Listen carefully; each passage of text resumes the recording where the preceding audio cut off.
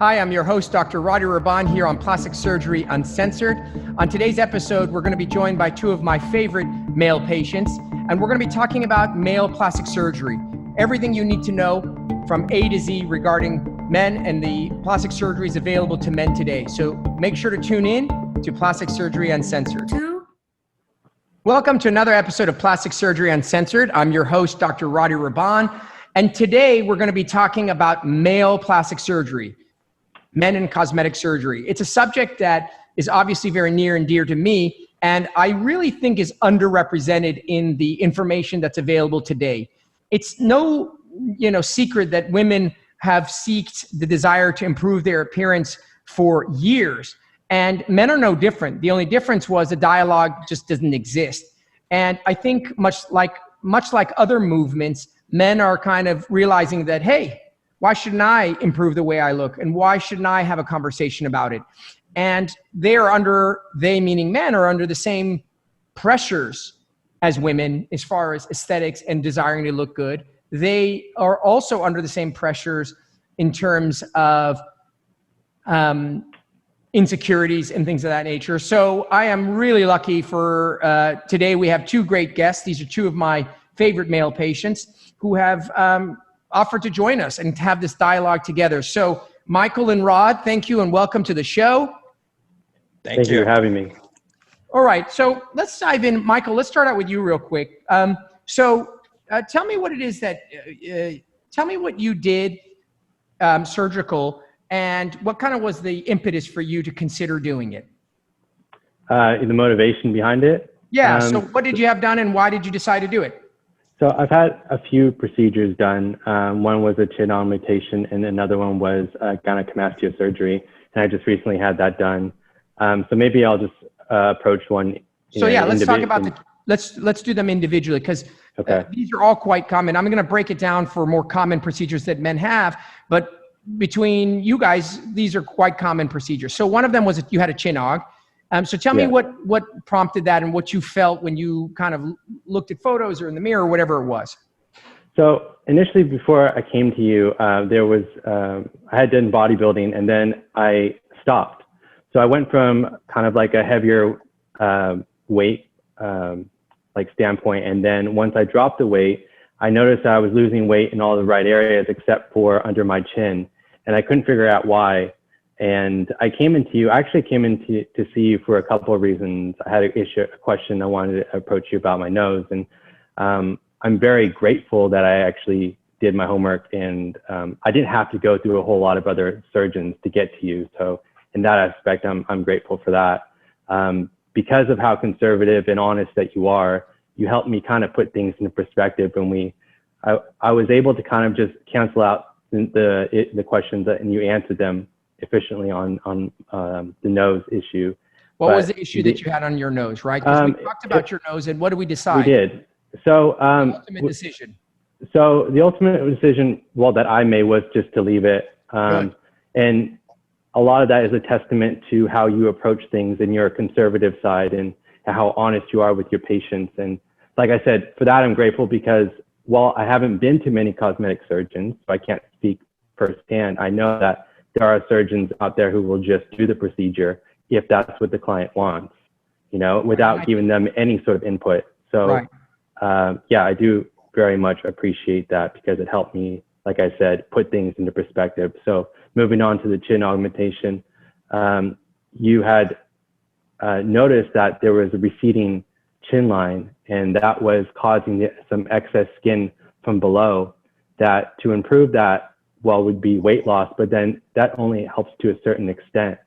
By pronouncing the chin a bit more, it will push out the skin. And I mean, being probably, looking into the future too, as time goes on and, the plasticity with the collagen, starts to fade and being as prudent, long-term, having that done now is going to benefit me longer. And it would, like you said, help with the contour of the neck and reduce that kind of area down here that I just couldn't seem to handle with just exercise and diet alone. And I tried, believe me. Yeah. And I think that's a very good comment. So, I mean, what you presented with is quite common, which is here you are, you're a good looking guy in great shape, super ripped, work out, eat well. I mean, you got it all dialed in. Yet for some reason, when you would look at your profile, you'd notice that, that's kind of odd. I have a little bit of an accumulation of, I think it looks like fat or something under my neck, and I don't really love it. And only until we sat down and kind of really look at things critically did we come to conclude that, yeah, I don't really think it's fat because you're in pretty good shape. I think it's a little bit of accumulation of skin.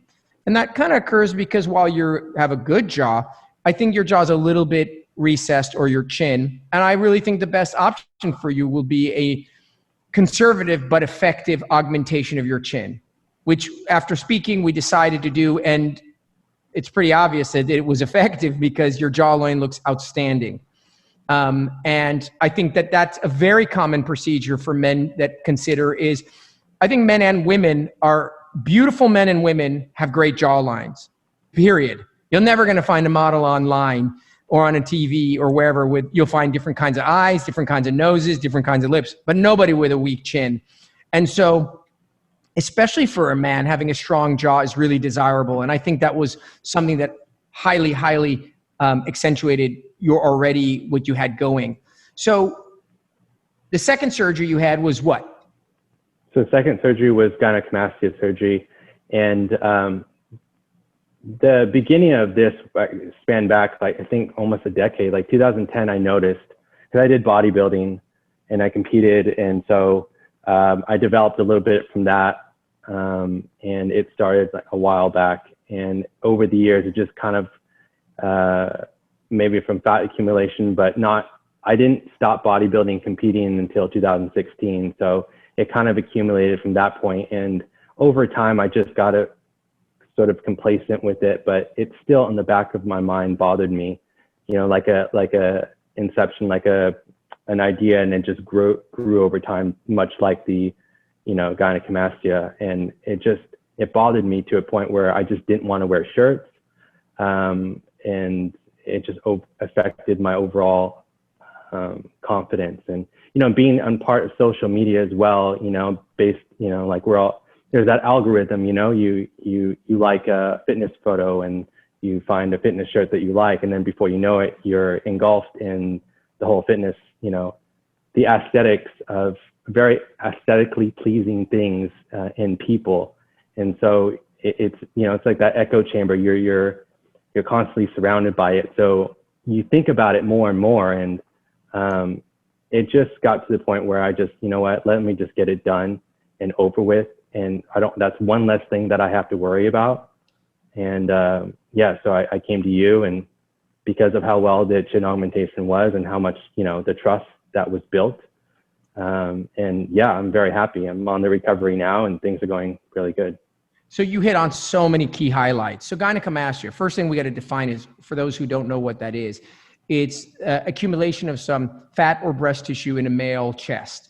Now, people don't know you and they can't see you, but you're super ripped and you're in incredible shape. Yet for some reason, some people have a little bit of accumulation. And what's interesting is what you describe is exactly what other people describe, right? Which is, even though you're in incredible shape, you're probably in better shape than 99% of people, it still affected your psyche and affected your attitude and your confidence. And so gynecomastia surgery is a surgery in which we remove that redundancy of breast tissue and fat that will never go away with diet and exercise, because clearly you would have done it. And the impact is exactly what you're experiencing, which is a renewed or newfound sense of confidence, or just calm or peace. So those two subjects, chins and gynecomastia, are super common. Now we're going to shift gears and let's talk to Rod. Rod, tell me what it was that bothered you and what you decided. You were kind of like, this has been this has been bothering me for a while and I want to fix it. What was that? So the procedure I had was a septo rhinoplasty. So for those of you that don't know, it's a surgery that's functional and also aesthetic. So ultimately, I first identified that I had a breathing issue. So mainly it would affect me when I was asleep. So I'd have trouble sleeping. And then, along with that, I also was a little self-conscious about my nose. My nose had a very predominant hump on it. And my tip was underprojected. So it was always something on the back of my mind. I always kind of considered plastic surgery, but never took the step to even go to a consultation. It really wasn't until I feel like my sleep was being impacted by the deviated septum that I figured, if I'm going to get it corrected, I might as well get the aesthetic portion of it done as well. So I went to a few consultations, and what I liked most about you, Roddy, was that you were very direct and you aimed to really inform me about the procedure.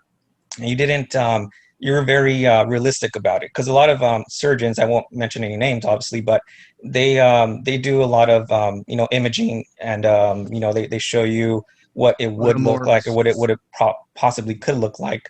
But for you, you told me that you don't do that just because you don't want to give any false hope, for one, and for two, it's never going to be exactly like the image itself. So I really like that about you. And also, it's a very big decision. Obviously, a nose, it's in the center of your face. So therefore, it's not something that could be hidden. So it's not a surgery I can hide. So I'm very open about it. If people ask, I disclose it. But for the most part, it's really apparent. Like, nobody even asked. It's there, obviously. Right. And again, this is quite common. I mean, men are often born with noses that are maybe a little bit out of balance with their face. And many, many men don't even consider it until they're functionally an issue. Function meaning what? I just can't breathe. I can't exercise. When I run, it bothers me. When I'm sleeping, it bothers me. And for many, that is the avenue from which to consider, oh, okay, well, aesthetically, I can improve it too. But what you don't want to do is you don't want to overlook the aesthetics because you're a guy. What we want to talk about today is that men deserve, much like women, to have aesthetic concerns and expect outstanding aesthetic outcomes, and can have the right to have the dialogue. And as you said, feel free to discuss it. It's not uncommon that a girl will be talking to her girlfriend and be like, oh, did you get a breast dog? And she'll say, yeah, I had a breast dog. Nobody even flinch. But I don't imagine, although it's changing, that guys are sitting around going, hey, did you do your nose? And a guy'd be like, yeah, I did my rhinoplasty. I couldn't breathe and I wanted it looking better.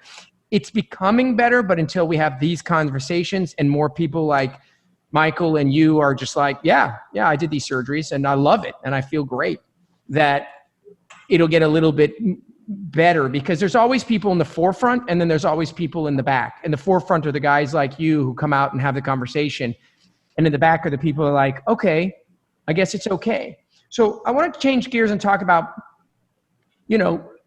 the social media, the images, the expectation, and then the subsequent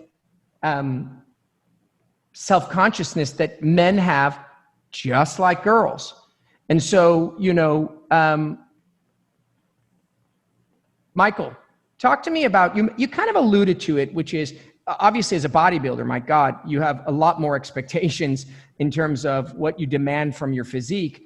But you kind of touched on it with the gynecomastia, and that it was starting to make you feel like, I don't know, I have this amazing physique, but I don't necessarily know I want to take my shirt off. Yeah. Can you touch on that a little bit in terms of how your chin or your chest made you self-conscious? And then these images, you kind of alluded to it from other guys, most of which are Photoshop, but nevertheless, and then how that impacted your thoughts. I like to think it's all Photoshop. I can tell you, because I do this for a living, the overwhelming majority of things are Photoshop. Yeah. I mean, nobody walks in with a straight nose. Nobody has a perfectly chiseled body. I mean, it just isn't, just not human. Yeah, and especially apps with the filters on them nowadays. Sure. It's like you're tan, you rip. Yeah. So yeah, I understand. So with the gynecomastia, being involved in a very kind of aesthetically desired, like body frame type oriented sport, you're constantly looking, and this is like through the bodybuilding. I'm trying to think of like the residual effects from bodybuilding and how that played a part. Constantly looking at your body and shaping it like, like a sculptor, right? Like an artist, and trying to, okay, well, I need a little bit more here, a little bit more there. I need to carve here. And maybe the residual effects of that over time kind of maybe just had me looking more. It's one of those things where it's probably, I noticed it more than other people. Sure. You know? That's the whole point of things that make us self-conscious. The whole point of it is it affects us from the inside out, right? It makes us change the way we behave in terms of the way we interact with people. It doesn't matter if it's small or minor or major, it's still impacting us. Did you have any, do you think that there's a taboo or a stigma on men having surgery? Do you think there still is a taboo? Yeah, I definitely do. And I think that way because of the conversation. Look, in terms of my interpersonal, like immediate kind of like circle of friends, it's relatively quite small. It's very exclusive. I mean, relatively to others, maybe who have a larger kind of social pipeline of friends. But in terms of like interactions with people, conversations, I do hear cosmetic surgery more so in the ether with women than I do with men. So, I mean, that has to be kind of like evidence that there's either a stigma or it's taboo for men to talk about it. And with gynecomastia in the bodybuilding industry, well, I know other bodybuilders, so it's not as taboo there, and there's a kind of a network there. So more people are likely to talk about it because of the network that I'm in with that, and how common it is with bodybuilders and how it could be a side effect, especially if you're not a natural bodybuilder. Right. And so, I mean, I think that's really the point, is that there is still a taboo and still a stigma. Rod, when you were thinking of doing your nose, did you feel like there was a stigma? Did you feel were you self-conscious about the fact that you were having a rhinoplasty, although there was a functional component? Obviously, you guys are pushing the envelope because you're here having a conversation, which I highly commend you, because it's easy to get women to come talk, but it's not so easy to get men to talk. What was did you feel like there was a stigma or fear? Yes, of course. I think there's a very much so stigma with male plastic surgery. I just feel like you said, it's just more, more common amongst women, and they're more open to speaking about it. So with men, I mean, you don't go around hearing men telling other men, oh, I got my nose done, or I got my ears pinned, or, just different surgeries. I just feel like speaking about it might make some men who don't have that self-confidence feel like it makes them less of a man because they went that route. I don't feel that way, but I think that might be the stigma that comes along with it, just because it's so common amongst women.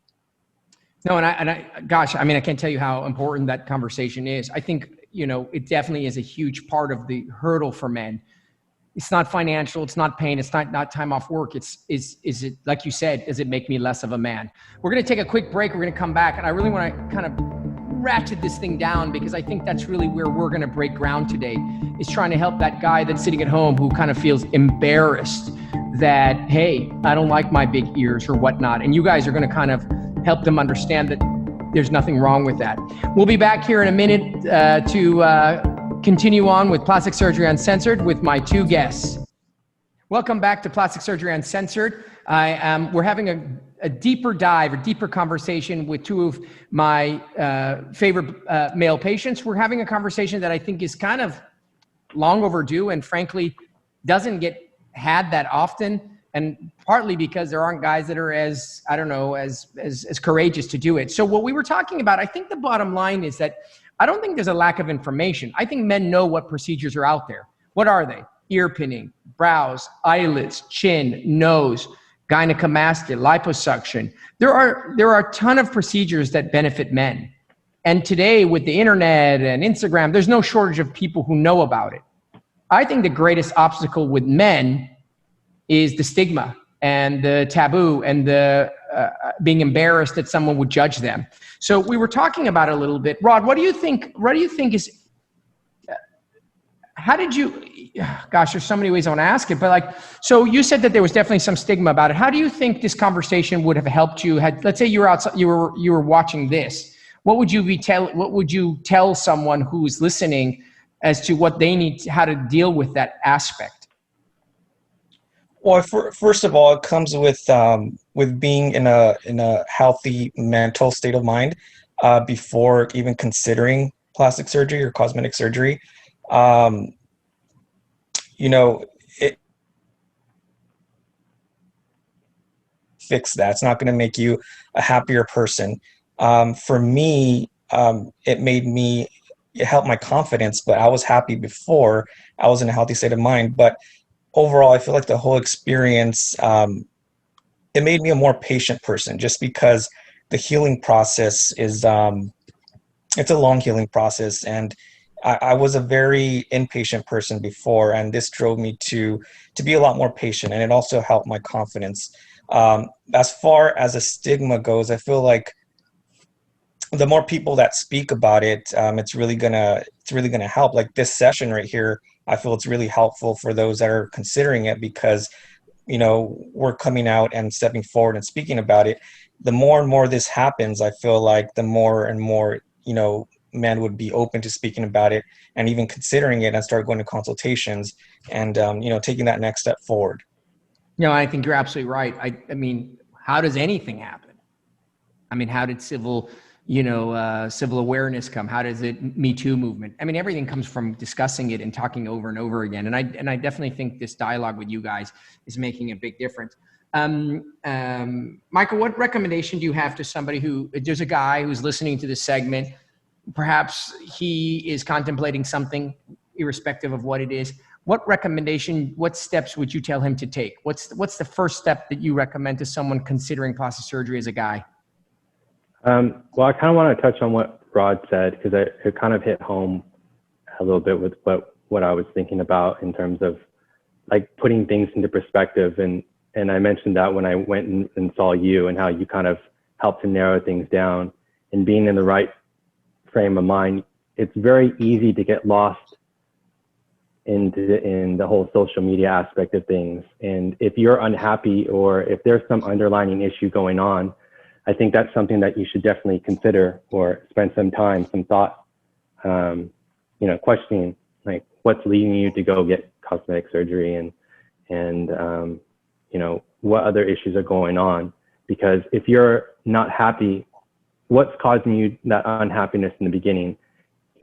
Cosmetic surgery may not help it, and then it might lead to excess, and you're just masking something that it may not solve. So putting things into perspective is definitely one thing. And saying that the reason why I got the procedures that I did was because of how it was affecting me, my confidence.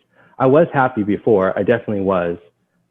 It's just, it's like, why would I need to put up with it when I can just get it done and out of the way? And like I said, that's one less thing that I have to worry about. And it's definitely improved my confidence. I mean, like I said, I just got the Gynecomastia surgery done and I'm ecstatic about the results. And I mean, I just can't wait to go and like shopping for shirts, And I mean, that's amazing, right? Just think about how 2 hours of life can liberate you from something. And I think both of you hit it on the head, which is not only pertains to men, by the way. What you said, Rod, is very true about all plastic surgery, right? You want to do plastic surgery when your platform, your basis is solid, yet you have something in particular very distinctive that bothers you that can be fixed to take an already very good place of mind and take it to a better place. That's very different than I'm an overall bad place. I hope this rhinoplasty or this ear pinning makes me happier. Those are completely different. And what's clear amongst both of you and what you're suggesting to people listening is if you're in general a happy person, things are good, there's something that bothers you and you have the means and the ability to fix it, it will most likely, when done correctly, bring you increased happiness. And if by chance you're just generally unhappy, and that may be to a number of reasons, and you feel as though maybe by fixing something on your face or body, it'll make you happy, it's very unlikely to do that. And what you guys talked about is basically what we've known from the beginning, which is plastic surgery doesn't make you happy. It only makes a happy person happier. Yeah, so, excellent. Definitely. Well, yeah. I mean, I'm honored that you guys came on. It's easy for me to get my female patients and guests to come on. It's effortless. But I know that both of you, I asked you, I reached out to you, and you both were like, yeah, I'll do it. And I think it takes a lot of courage because at the end of the day, as we discussed, guys just generally rather just keep it to themselves and move on. But if nobody begins that conversation, then nothing ever changes. So greatly appreciate it. And hopefully we'll continue to have this dialogue. I look forward to seeing both of you in the future. And I'm glad that you're both happy, because you wouldn't be here if you weren't happy. So I like that. Thank you. All right. Well, Rod, Thank you. Michael, have a great weekend. And I'll see you guys soon. Thanks. You too. All right. Thanks for joining another episode of Plastic Surgery Uncensored. We look forward to hearing you guys, look forward to having you listen next week. As always, I'm sure whatever we're talking about will be just as interesting as this week. All right, thank you so much for joining me on Plastic Surgery Uncensored. Looking forward to having you next week. And as always, I'm sure next week's topics will be as interesting as this week's. So make sure to tune in. Thank you so much.